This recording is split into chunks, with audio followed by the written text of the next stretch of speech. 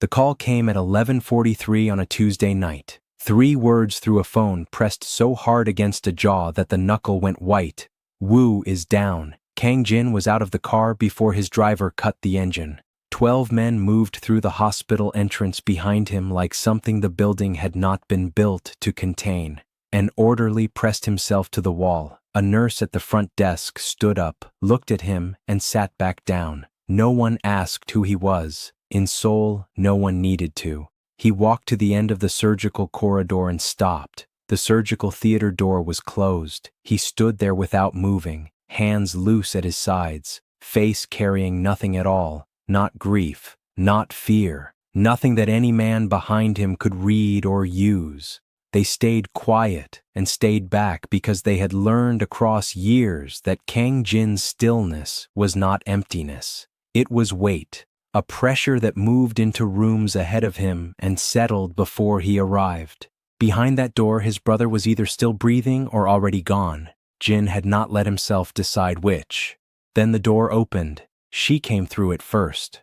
Tall, a black woman moving with the brisk economy of someone who had not sat down in 4 hours. Her natural hair was pinned up, several coils loose around her face from hours of heat and focus. Her scrubs, once the color of sea foam, were dark from the chest down. She pulled off one surgical glove, then the other, and her eyes found Jin before she had fully cleared the doorway. She did not slow her stride. "Your brother is alive." The corridor did not move. 4 hours, she said, and her voice did not soften it or sharpen it. She delivered it the way a surgeon delivers a verdict, with the full weight of what it cost to get there. 2 of those bullets were within 3 millimeters of his aorta. He lost enough blood that a pause, precise and chosen rather than hesitant. He should not have made it.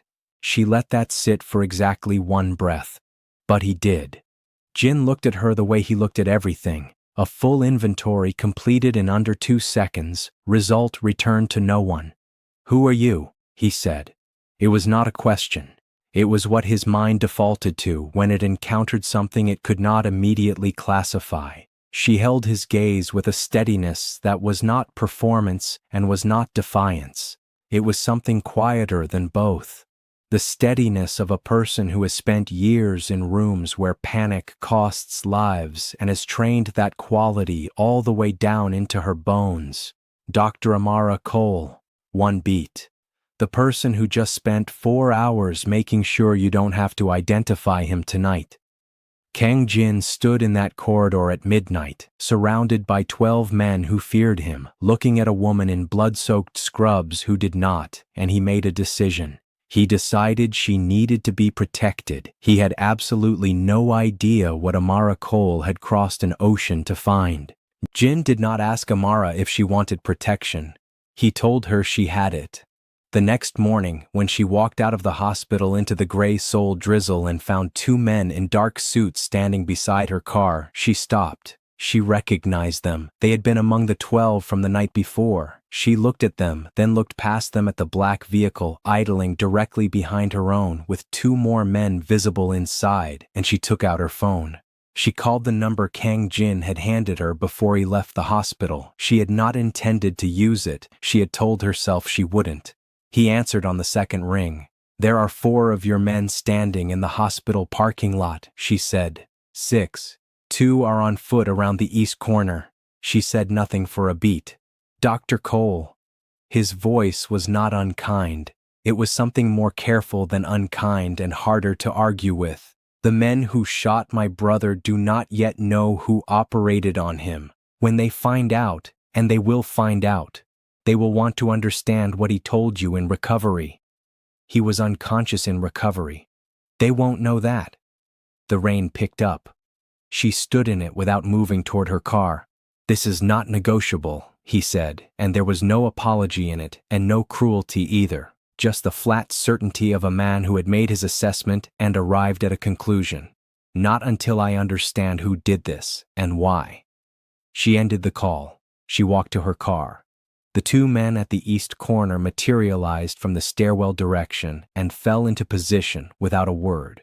She drove to her apartment with a 6-person security detail and tried to decide if she was angry. She was. She was also calculating something else entirely. Her apartment was on the 14th floor. She had chosen it for the view of the Han River and the quiet that comes with height. 3 rooms.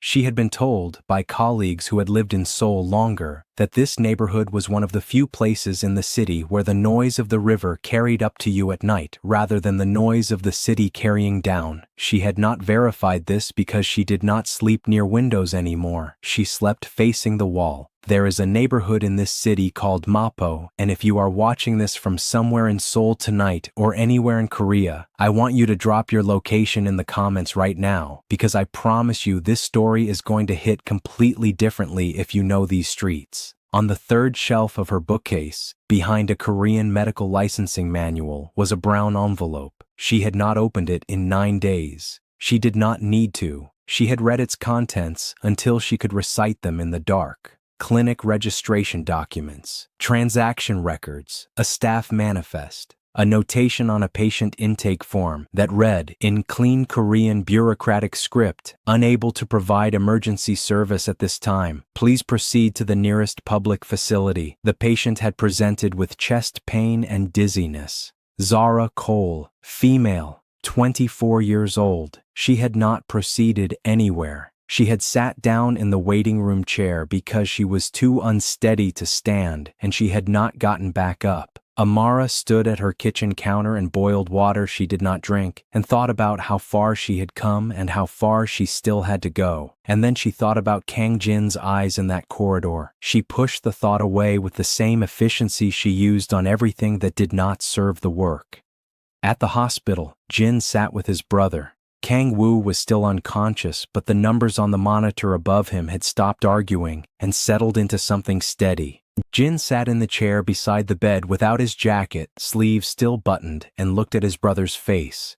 He did not touch it because he was not someone who touched things lightly, and the ward was not a private space. He had been 22 when their father died. Woo had been 15. Jin had walked through the months that followed with their father's ring on his right hand and Woo's continuity on his back like something he had bolted to himself before choosing to. He reached across now and moved the IV line where it had begun to press against Woo's wrist. That was all. Just that. Woo woke for the first time on the morning of the 3rd day, only briefly. His eyes opened, found Jin's face, and he exhaled in a way that carried more meaning than most sentences. "The doctor," he said. His voice was gravel and distance. "Recovering well," Jin said. "No." Woo's eyes were clearer than his voice suggested. "The one who... I remember her hands, before I went under." He stopped. His chest punished him for the effort of speaking, and he let it settle. "Tell her thank you." Jin said nothing. "Jin." "I'll tell her."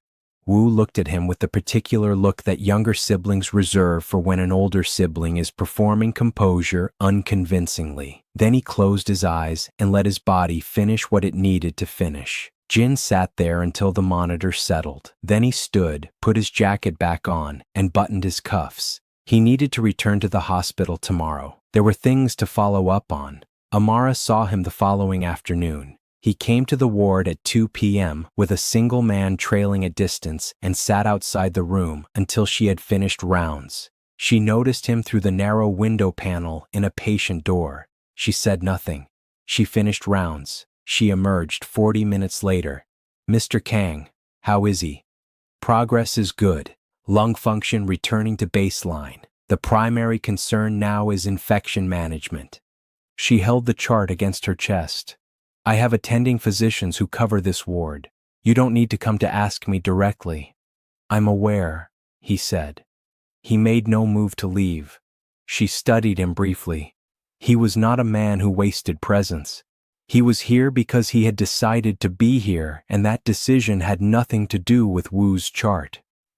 "Was there something else?" she said. A pause. "He asked me to thank you." She absorbed that. Something in her face shifted by a degree. "He doesn't need to thank me," she said. "It's my job." "He knows that," Jin said. "He wanted to anyway." She looked at him for a moment. Then she turned back toward the ward. "Come back tomorrow for an update. I'll make sure to be on rounds."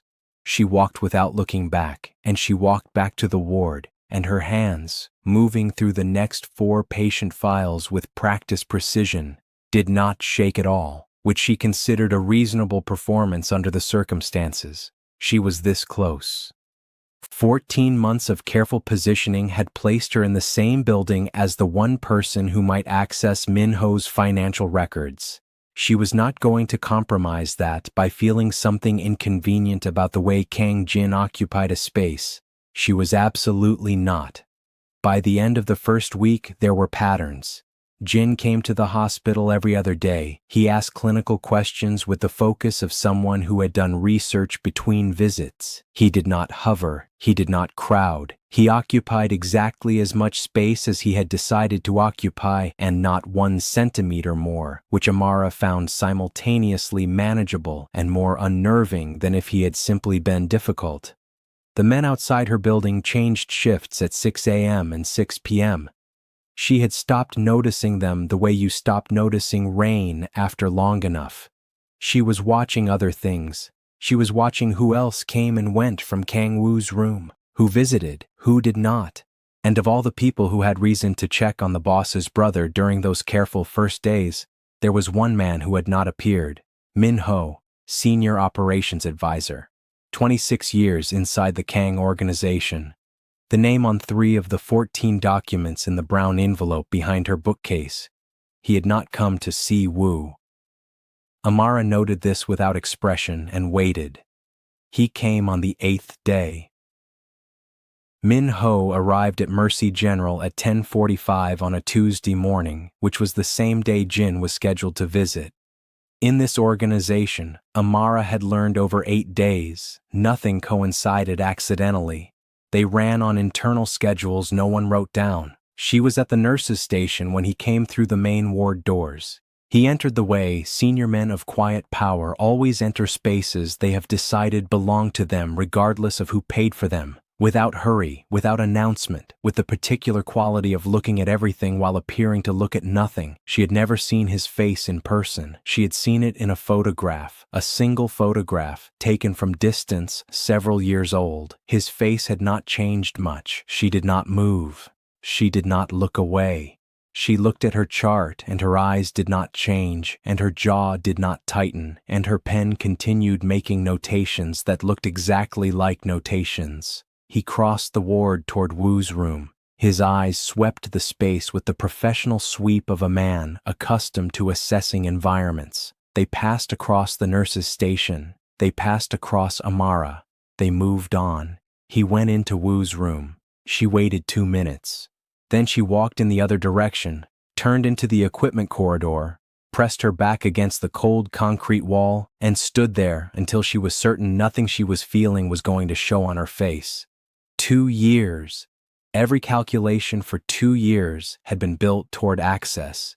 She had access now, and she had just been in the same room as the man who had signed a notation on a clipboard and gone home that night and eaten dinner. She let herself feel it for 45 seconds. All of it. Then she walked back to the nurse's station and picked up her pen. When Min-ho emerged from Woo's room, he did not immediately look for Jin. He stood at the ward entrance and took out his phone with the practiced motion of someone checking messages. He was not checking messages. He was thinking. The black female trauma surgeon. He had flagged the profile 14 months ago when she appeared in Mercy General's staff registry, a small anomaly in a city of managed anomalies. No professional Seoul history before her arrival date. Korean language acquisition impeccable for a short timeline. He had run the surface check, found nothing immediately actionable, and filed it. Variables without operational significance got filed. Now she was standing 6 meters from Kang Jin's recovering brother in a hospital that Jin visited every other day. Min-ho put his phone away. He smiled pleasantly at a passing nurse. He filed this one much more carefully. And if you are sitting somewhere watching this right now and you felt what just happened in that moment, I need you to stop and answer something in the comments. Do you trust Min-ho? Because I want to see how many of you are already reading exactly what I am reading. Drop it below. Jin arrived 40 minutes later. He and Min-ho stood in the corridor outside Woo's room and spoke in the low, even cadence of men who had been having this kind of conversation for decades. Retaliation calculus, threat assessment, the most ordinary things in their world. Min-ho's hands were clasped behind his back. Jin's jaw was set. 45 seconds passed where Min-ho could have mentioned the profile he had just reclassified. He did not mention it. He had reasons for that. Operational reasons. He needed to understand what she had before he explained to Jin what she was. If Jin didn't know, that was useful. If Jin already knew, that was a different conversation entirely. He needed to move carefully. He needed to move first. The days that followed were a particular kind of complicated. Jin began bringing coffee, not ceremonially, not as a gesture. He brought it the way people bring coffee when they have arrived somewhere and the coffee came with them, and there it is. A paper cup from the place 2 blocks east of the hospital that Amara used to stop at before her detail made stopping at small coffee shops complicated. She had mentioned the place once, briefly, on day 4. He had been listening the way he listened to everything, which was completely. She took the cup and said nothing and drank it and pretended this was not, in some quiet, specific way, extremely inconvenient. Woo continued to recover. On day 11, he asked Jin for his phone back, which Jin declined, and then he asked Amara, and she looked at Jin, and Jin said no, and Woo exhaled the way people who have been shot exhale when they cannot argue the way they normally would. He's always like this, Woo told Amara with the weary tone of someone reporting a long-standing weather pattern. Even when we were young, decided everything. I imagine that was useful in some circumstances, she said. Woo looked at her carefully. You're not afraid of him, he said. Not a question, an observation. No, she said. He considered this for a moment, then looked toward the door where Jin had stepped out to take a call, then back at Amara. He's not used to that, Woo said. Amara made a notation on the chart. Get some sleep, she said. At night she worked. She had established a protocol in the first months, nothing on the hospital network, nothing across any channel she had not personally verified, nothing documented in any form that could not be destroyed in the time it takes to open a window. The financial records she had been building toward, the ones that traced Min-ho's operational accounts to the clinic's management structure, were still 2 steps from being irrefutable. 2 steps. 14 months to get this far. She sat in her apartment with Seoul quiet around her, and Seoul's most powerful crime lord's men stationed below her window, and a man's face in her memory that she had absolutely no professional reason to keep revisiting. And she worked. 2 days before the confrontation that would change everything, Jin arrived at the hospital in the rain. Not at his usual time, not with his usual purpose. He came at 7 in the evening when the ward had quieted, and Woo was sleeping, and he stood outside Woo's room without going in, hands in his jacket pockets and the wet hem of his trousers 2 inches darker than the rest. Amara found him there when she finished her late notes. She stood beside him at the observation window, without being asked to. They looked at Woo together through the glass. He'll be discharged in 4 days, she said. Jin said nothing. He healed faster than the markers suggested he would. She paused. He's strong. He got that from our mother, Jin said. It came out quietly, not like something offered, more like something that had passed through before he could decide whether to let it. She did not look at him. Mine too, she said after a moment. The ward hummed with the low equipment sound of a hospital at rest. Somewhere down the corridor, a phone rang twice and went quiet. Jin turned his head slightly in her direction. She was still looking through the glass. She had a discipline he recognized because it was his own, the discipline of people who have learned that presence can be maintained without exposure, that you can stand completely inside a moment while showing none of what it costs. He recognized it. He didn't trust it yet. 4 days. He repeated. 4 days. He left. Min-ho received a text at 9:42 p.m. that night from a contact he kept inside Mercy General's administrative registry. A small arrangement. It had returned its investment several times. The text contained a single piece of information. Dr. Amara Cole's Seoul residency had been processed through a legal identity verification service in West Africa, the kind of service used when the speed of verification matters more than the depth of the audit. Min-ho sat with this for a long time. He typed a single Korean character in reply meaning understood. Then he set his phone face down, poured himself a glass of water, and began working through the operational implications of what happened if Jin found this out from someone other than Min-ho, and separately, what happened if Jin found this out from Min-ho at the wrong moment. He needed to move carefully. He needed to move first. Jin's intelligence team was not large. He had never needed large. He needed thorough, which was a different quality and a much rarer one. The man who ran his internal intelligence operations had been doing so for 11 years, with the consistency of someone who understood that the cost of being wrong once could not be refunded.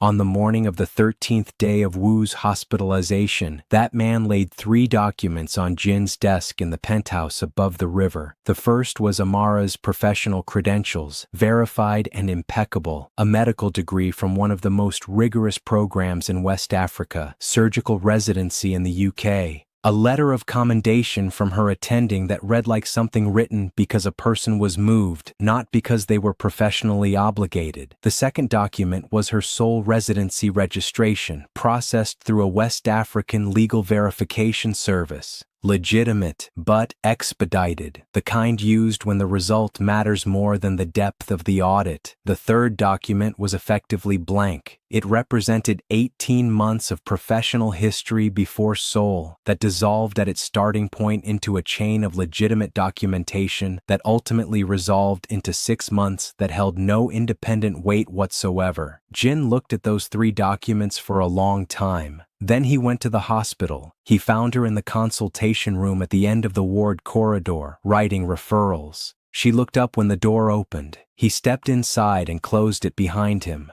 She put her pen down. He did not sit. He placed the 3 documents on her desk precisely with the efficiency of a man who has decided what needs to happen next and is now executing it. She looked at the documents. She looked at him. "The gap," he said. "The 6 months. I need to understand what's in it." Her face did nothing. "I came to Seoul for a position," she said. "The documentation is legitimate. Every credential is verifiable." "They are," he agreed. "That's not what I asked you." A long silence. She could end this in several ways. She could hold the line and rely on the documentation holding through any investigation he could execute before she completed her work. That was the tactical choice. The one she had rehearsed for every version of this conversation in the 14 months before it arrived. She looked at the documents on her desk. She looked at her hands. And then, in a decision she would not fully be able to explain to herself later, she made a different choice. "Sit down," she said. She told him about Zara from the beginning. Not everything, but enough. She told him about the phone call in the early morning hours from a consular official she had never met. The flight from West Africa to Seoul, the funeral home where a woman at the intake desk had given her a form and a cup of tea she couldn't drink. She told him about the clinic, the intake document, the notation in clean Korean bureaucratic script, unable to provide emergency service at this time. Please proceed to the nearest public facility. She told him about the 6 months that followed, not working, not grieving in any way she could name, just assembling what had happened piece by piece in the quiet of her flat until the shape of it was clear enough to act on. She did not look at him while she spoke. She looked at a point on the wall behind him. That was how she delivered information she needed to deliver without letting it open her all the way. When she stopped, the room was very quiet. Jin sat with it. "The clinic," he said. "Seongsim Care Clinic, Mapo District." She looked at him directly for the first time since she had started speaking. "How do you know that name?" she said. He told her. He had been running a quiet financial audit for 6 months. Internal, off the regular accounting books. Several transactions in Min-ho's operational reports had traced, when followed far enough, to a property management company that owned among its holdings Seongsim Care Clinic.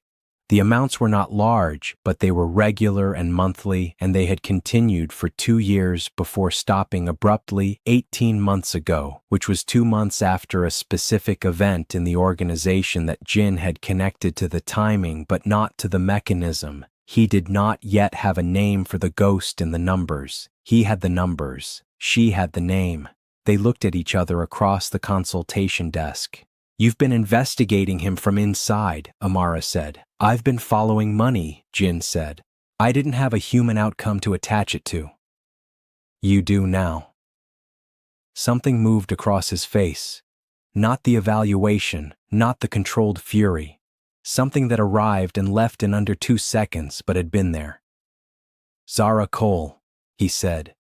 He said the name specifically, with the weight of a person who has just understood that a name inside a financial document was a person.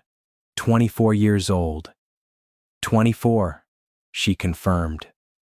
The room was quiet again, different from before. She told him the name. She did not do it immediately. She looked at the documents on the desk for a moment with the expression of someone measuring the weight of an action that cannot be reversed. "Min Ho," she said. The room did not move. Jin's jaw tightened by the particular millimeters that meant the thing it always meant. His hands on the desk were completely still. "You're certain," he said. His name appears in the clinic's staffing oversight chain. He had financial and operational access to that facility for 3 years. The notation that denied Zara's treatment was authorized at the managerial level. He was the manager on call that quarter. She paused. "I have been certain for 6 months. Jin stood up. He walked to the window of the consultation room, which faced a pale Seoul sky, and stood there with his back to her. Amara watched the line of his shoulders and said nothing and let him do whatever was happening inside him in whatever way he needed to do it. He turned around. "Don't move on this alone," he said. "Not one step. Not until we are ready." She held his gaze steadily. "You understand what I'm saying," he said. "I understand what you're saying," she said. It was not agreement. It was acknowledgement. He recognized the difference. He accepted it anyway because it was what she had offered, and she was not a person who offered more than she had decided to offer. For the first time since she arrived in Seoul, Amara Cole was not working alone. This was either the best development in 14 months or the most dangerous. She had not fully decided which. That evening, she sat in her apartment and looked at the brown envelope on the bookcase shelf for a long time without taking it down. 2 years of carrying this alone. 2 years of being the only person in any room who knew what she knew and why she was there and what it had cost to get there. And now there was a man on the other side of what she knew. And he was not the man she would have chosen, and the reasons for that were numerous and obvious, and she was not naive about any of them. But he had said Zara's name with weight. That was not nothing. She took the envelope down from the shelf and sat at the table and began building the case from the beginning, this time for 2. Jin worked through the night. He pulled every financial document Min Ho had submitted in the past 3 years and cross-referenced each one against the clinic's acquisition timeline with the methodical patience of a man who had been doing exactly this kind of work since he was 23. He had known something was wrong for 6 months. The way you know a sound in a building is wrong before you can identify where it's coming from. Now he could see it for what it was, not operational expense, not management overhead, a maintenance cost, the cost of keeping a mechanism functional, a mechanism built to make certain kinds of variables disappear quietly without producing noise that would reach Jin's attention, the maintenance cost that had included Zara Cole. He sat with that for a long time. In the morning he texted her 2 words, "I found it." She replied 3 minutes later, "Me too." They worked for 3 days, not always in the same room, but in the same direction, which was a different and more precise kind of collaboration. Jin had access to the internal financial architecture of an organization that had been building for 30 years. He could trace money with the fluency of someone who had grown up watching where money goes when it does not want to be traced. Amara had the clinic documentation. She had the medical records chain pulled across 14 months through contacts at the licensing board, a retired clinic nurse who had been troubled by what she witnessed that night and had quietly kept her own record, and one patient intake log the clinic had not fully digitized before the audit that erased the rest. Between the two of them, they built a case that was not a criminal case in the way prosecutors define it. But it was a case in the way that truth is a case. It told a story from beginning to end without gaps. A man had used organizational funds to maintain operational access to a private clinic. That clinic had delayed or denied emergency treatment to specific individuals on multiple documented occasions in ways that no standard protocol could explain. One of those individuals had died.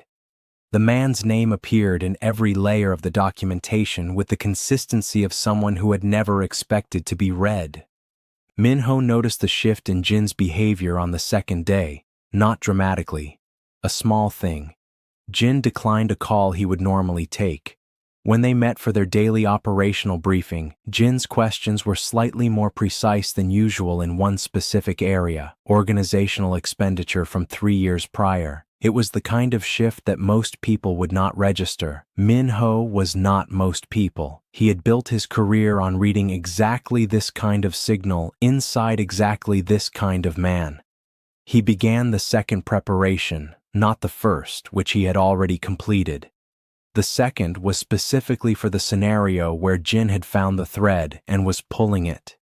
It took 72 hours to build with the methodical patience of a man who has always understood that the best exit from a room is the one you build before you need it.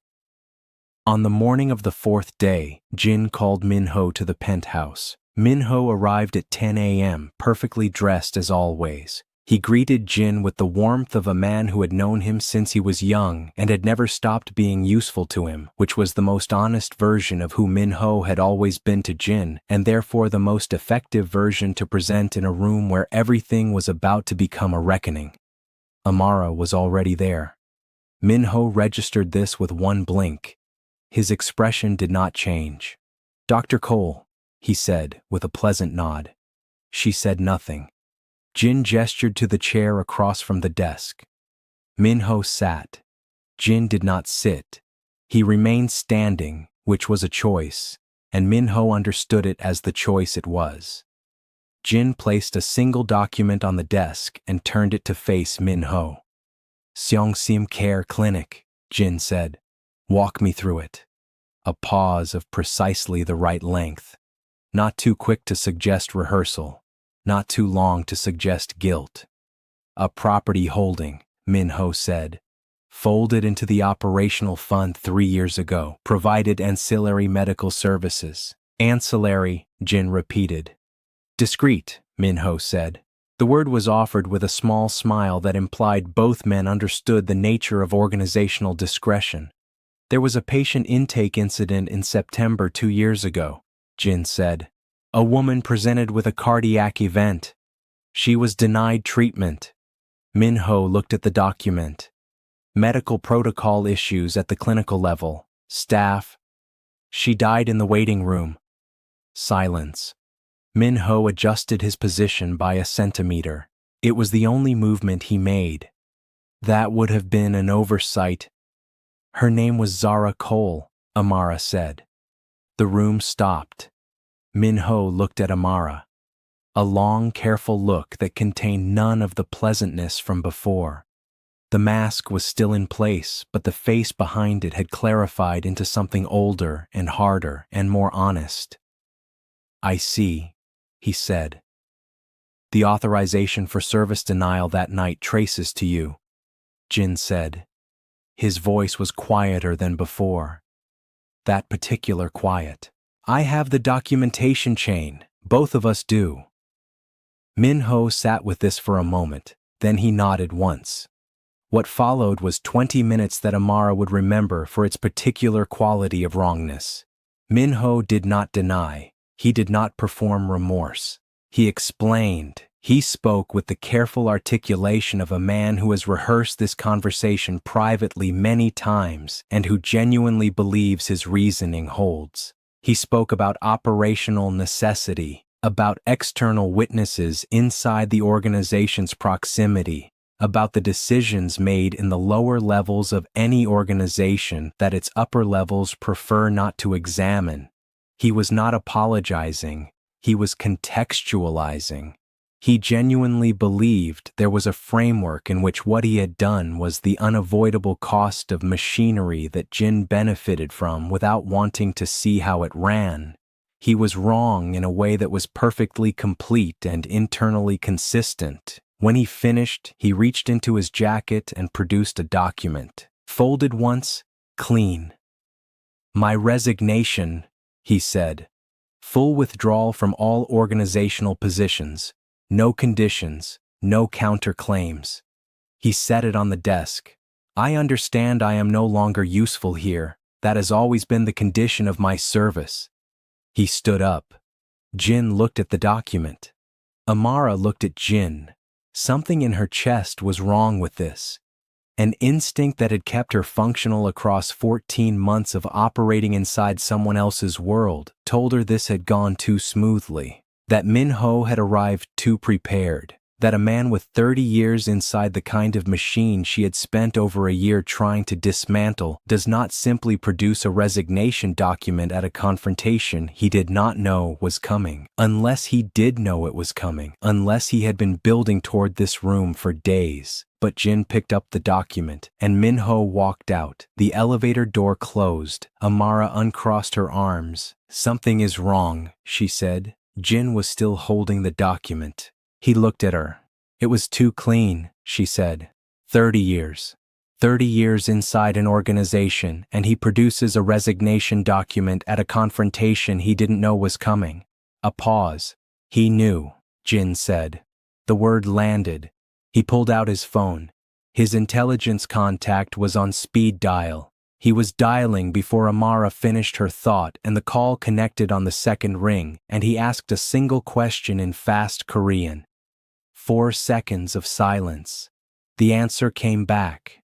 Jin's expression went somewhere that had no category in his usual range. He lowered the phone. "He pressed send on his way down," Jin said. "Audio recordings from inside this building over the past 2 weeks. Conversations. Including this one." A pause. "They've gone to Park's faction and to the Daejeon Collective." Amara stared at him.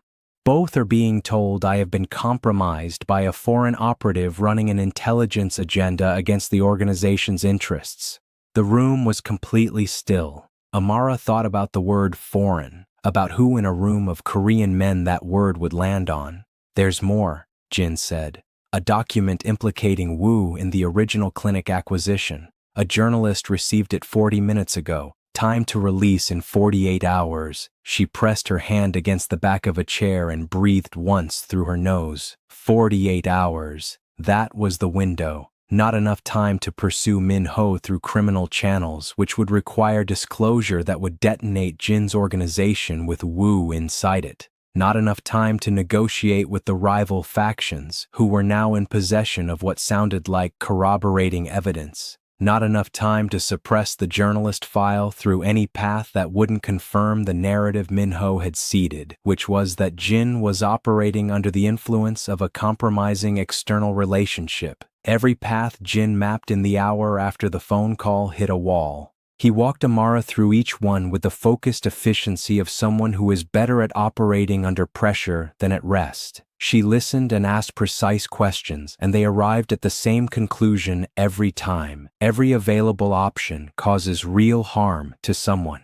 Pursue Min-ho publicly through the organization's own mechanisms. The rival factions activate. The framing narrative is validated. Wu becomes the visible target of external retaliation. Take the evidence to law enforcement. Jin's organization faces exposure at every operational layer, and the document implicating Wu becomes a formal legal record, regardless of its ultimate provability. Destroy the clinic documentation and withdraw. Min-ho walks clean. Zara gets nothing. The mechanism stays in place. Do nothing for 48 hours and let the journalist file drop. Wu is publicly implicated in the clinic acquisition with no context, no defense, and no warning. There has to be something outside of this, Amara said. Outside of what? Outside of your world or the legal world. Both of those paths use the same framework Minho planned around. She stood up. She moved to the window the way she always moved when she was thinking, toward light and distance. He built his exit assuming you would choose from the options available to a man in your position. He knows exactly how you operate. He has been watching you operate for 30 years. Jin looked at her. He didn't plan around me, she said. Let me pause here for a moment. Because I need you to understand how completely trapped they were in that room. Every single door Minho left open led directly to fire.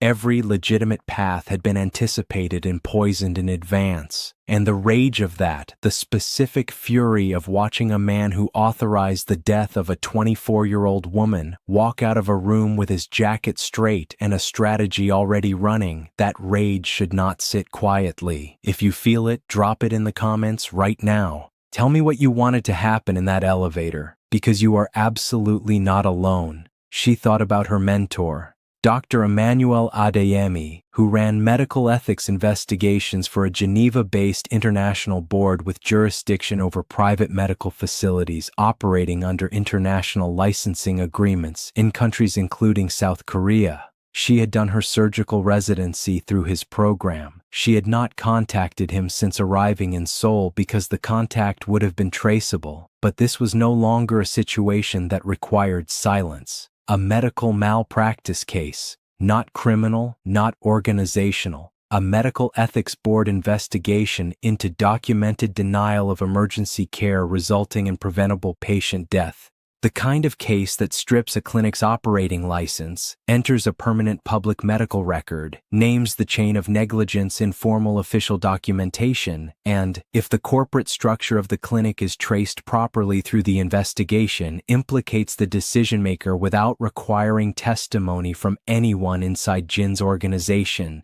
It would not put Minho in prison, but it would put Zara's name in the official record of the city that tried to erase her.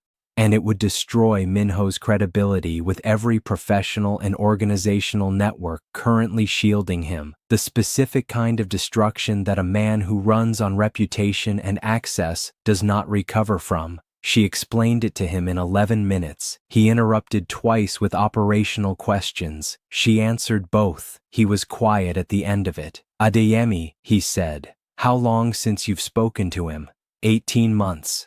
Will he move in 48 hours? She thought about the man. 61 years old, retired from surgical practice, fully committed to the board since a pharmaceutical case in another country that had taken 11 lives and gotten 3 executives 7 years each. He had left operating to become the kind of force that operates systems, and systems move at their own pace until the people inside them decide otherwise. If I call him and tell him what I know, she said, he will file the preliminary investigation within 36 hours. And Minho's corporate trail leads directly to the clinic, Jin said. The investigation will trace the ownership and management structure as standard protocol. His name appears in 3 positions in that structure. The investigation surfaces it automatically. It does not require my direct involvement to find him. Jin uncrossed his arms. What about the recordings he sent? The framing. That's your work, she said. The clinic case is mine. He looked at her for a long moment. Something in the architecture of his expression had changed from the way it was when she first came through that surgical door. She could not have named exactly what it was. She only knew it was different. And Wu, he said. The journalist file. 48 hours, she said. You know what to do with 48 hours better than I do. There are nights in Seoul when the city feels like a machine that has been running too long without maintenance. The lights are too even, the traffic patterns too regular, the silence between sounds too calculated. It is a city built on the principle that nothing happens by accident, and it occasionally generates the impression that this principle applies to everything within it, including you. That night, in a penthouse above the Han River, A woman who had crossed an ocean with grief in her carry-on bag and a plan built from fury and patience and love made a phone call to a man in Geneva. And in the same room, a man who had spent his entire adult life deciding that control was the only substitute for trust, picked up his own phone and began the work of dismantling the trap that had been built around both of them.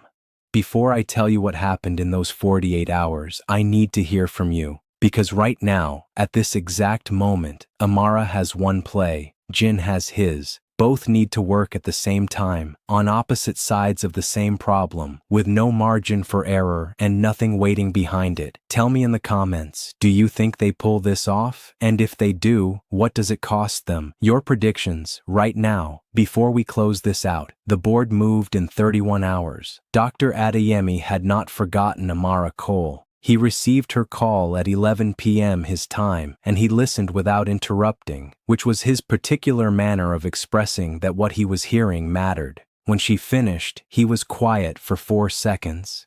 "Send me everything," he said. She did.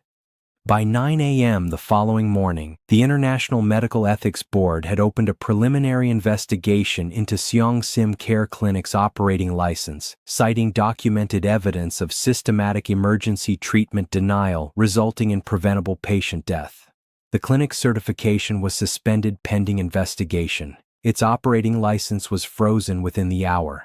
The investigation's standard corporate tracing protocol took 4 hours to surface Min Ho's name in the clinic's management structure. It appeared in 3 positions across 7 years of documentation. The board's preliminary record named him. The final report would name him again. It would exist in a publicly accessible international medical registry that no criminal network, no organizational pressure, and no amount of careful management could reach into and remove. Zara Cole, 24 years old, emergency cardiac presentation, treatment denied, death preventable. In the record now, permanent, official. Her name was there. If you have been with this story from the beginning and you have watched Amara carry this across 2 years and 14 months and every room she was never supposed to be in, I need you to do something right now, not for metrics, not for numbers, because this story matters and the people behind it are working to bring you more like it. Subscribe if you haven't already. 3 seconds. It means the next story finds the people who need it. Jin worked the 48 hours differently. He called Park's faction first, not with a demand, with an invitation to verify. He provided the complete audio context of every recording Min Ho had sent, including recordings from before the confrontation, which made clear that the so-called intelligence agenda was a personal investigation into a specific crime that Jin had been running internally. He offered Park's faction the name of Min Ho's banking contact in Daejeon, a connection they had been trying to identify for 2 years for entirely separate reasons. The framing narrative collapsed within 12 hours. The Daejeon collective received a call from a third party they trusted, quietly informed that the recordings came from a source that had just been terminated for breach of organizational loyalty. The collective withdrew without response, which in their world was the equivalent of a signed agreement. The journalist file was intercepted through a contact at the publication itself. A person maintained at cost for exactly this kind of situation. The file was flagged internally as unverified and requiring additional sourcing. Standard editorial protocol would hold it indefinitely without a second source. No second source would materialize. Kang Woo would never know how close his name had come to a headline. Min Ho disappeared on the second day. Not into prison, not into criminal proceedings, into something more specific to the world he had operated inside for 30 years. His professional credibility was formally destroyed by the medical board investigation. His banking contacts received simultaneous notifications from 3 separate parties that their relationship with him carried operational liability. His organizational connections discovered within 48 hours that maintaining those connections cost more than it returned. He ceased to be useful to anyone in any room. In the world Min-ho had spent 3 decades inside, that was the specific kind of ending reserved for those who had made themselves necessary and then revealed that the necessity had always been a performance. He disappeared into that. He would not come back from it. Amara learned this in a text from Jin that contained 4 words: "It is done." All of it. She sat with those 4 words for a long time. She had booked the flight 3 days before any of this began. She had always known the work would end one way or another. She had built no version of herself that stayed in Seoul after it did. She had a position she could return to. She had a flat back home that she had been paying rent on for 14 months without sleeping in. She had a life she had set down in a departure lounge and not picked back up. She stood in the Incheon departure terminal at gate C7 with her bag at her feet and her boarding pass on her phone and Seoul behind her, and she told herself this was clean. It was almost clean. She heard him before she saw him. Or she felt the particular quality of stillness that moved ahead of him into whatever space he entered, the thing that parted people without drama or announcement. She turned. Kang Jin was walking toward her through the departure terminal. Dark suit, silver ring, moving at his usual pace, which was not hurried because he did not hurry toward things, which meant the pace said enough on its own. He stopped 2 feet from her. She held his gaze. "Adeyemi's investigation," he said. "The preliminary finding." He paused. He entered Zara's full patient record into the board's official registry: name, date, presenting condition, outcome, and a notation that the denial of treatment was unauthorized under international medical standards. He paused again. "She's in the record." Amara looked at him. She breathed once through her nose. "She's in the record," he said again, quieter. Something moved through Amara's face that was not grief and was not relief, but lived in the specific territory between the two, where a person arrives when they have been carrying something heavy for so long that when the weight finally changes, they don't know immediately what to do with their hands. Her chin lifted. She looked at him for a long moment. Then she looked at her bag. Then she put it down. If someone in your life has been carrying something heavy for a very long time and you watched this and felt something because of them, share this video with them. Don't explain it. Just share it. Let the story do the rest. Kang Jin had spent 13 years making sure he controlled every room he entered, every outcome, every variable. He had confused that control with safety for so long that he had forgotten there was a difference. He had built walls where other people built windows. And then a woman who had crossed an ocean to do something impossible put her bag down at an airport gate, and Kang Jin understood, perhaps for the first time in over a decade, that some doors are worth walking through even when you cannot see what is on the other side. Amara Cole had come to Seoul to find justice for her sister. She had found it. She had also found, in the last place she had ever expected to find anything, the beginning of something she had not planned for and could not yet name. Some stories don't end. They arrive at the place where something else begins. This was that place. There is something this story asks us to sit with long after the airport scene fades. Amara Cole did not come to Seoul with love on her mind. She came with grief sharpened into purpose, and for 2 years that purpose was the only thing keeping her upright. But in the course of pursuing justice, she had to trust a man she had every reason not to trust. She had to share her most vulnerable truth with someone who operated in the world that had destroyed her family's peace. And she had to accept that justice does not always arrive in the shape you imagined when you were standing in a funeral home, holding a form you couldn't fill in. Kang Jin controlled everything except the one thing that actually mattered, which was whether the people inside his machine were safe. His control had been a substitute for something he hadn't examined in 13 years. It took a woman who would not perform fear in his presence to make him look at that honestly. The lesson is not simple. It never is in stories worth telling. It is this: the people who cause us the most harm are rarely strangers. They are almost always the people we trusted with our operations, our blind spots, our silence, and the protection we build around ourselves, however necessary it once was, will eventually cost us the very thing it was supposed to keep safe. Carry what you must carry. but know the difference between carrying it and letting it carry you. Zara Cole was 24 years old. She is in the record now. If this story pulled you in, you already know this is where you belong. More stories like this drop here every single day. Don't miss the next one.